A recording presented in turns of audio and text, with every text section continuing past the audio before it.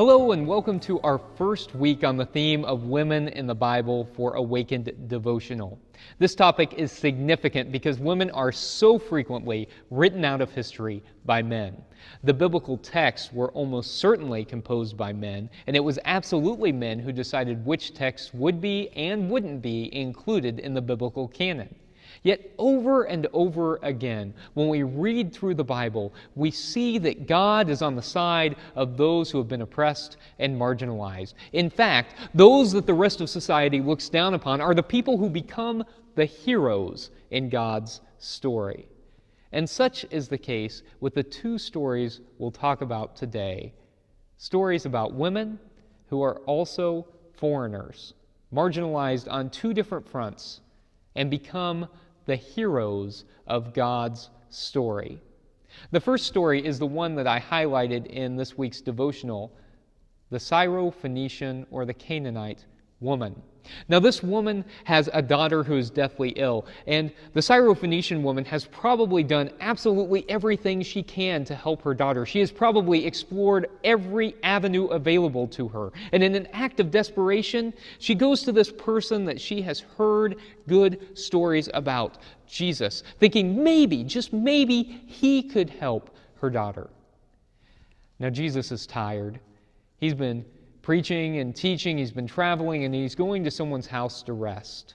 And in an uncharacteristic move, as the Syrophoenician woman approaches Jesus, he dismisses her.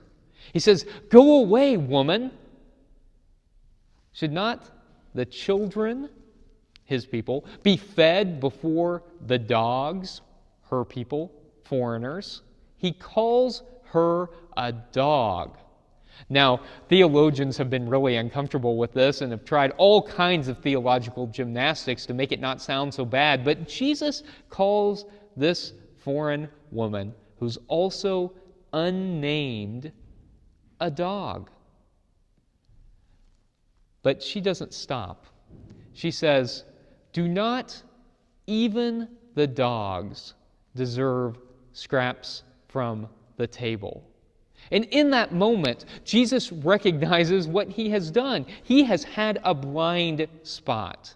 He has had an unconscious bias that this unnamed Syrophoenician woman has helped him to see. And she is the hero of the story. As I said, this makes a lot of people uncomfortable, but not me. I love this story because it shows me that even Jesus, the person who we strive to model our lives after, even Jesus had a blind spot, which means that we certainly do. And we always are trying to do this work of recognizing those places where we can do better. This is a very human Jesus, and the story is a very hopeful story. The other story I want to highlight is the story of Ruth. And if you haven't read the book of Ruth, it's a very easy read. It's well written. Scholars think that it was written by someone who is highly educated. And it's also short. The story of Ruth is another story of a woman foreigner. In this story, Ruth's husband dies. And her mother-in-law, Naomi, who's an Israelite, has also had a husband who has died, and Ruth chooses to stay with her mother-in-law.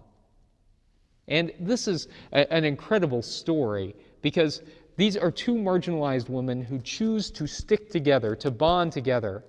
And they go and they gather wheat from the field. This was a practice in the ancient world to allow foreigners and people who were impoverished to go and collect the wheat that was remaining. And Ruth encounters a relative, Boaz. And Ruth, with Naomi's encouragement, seduces Boaz. She uses what is available to her to secure her future. It says she lies at his feet, but that's a euphemism for sex. And so she uses what is available to her to secure her financial future and ultimately marries Boaz. She is the hero of the story who helps not only herself but her mother-in-law to survive.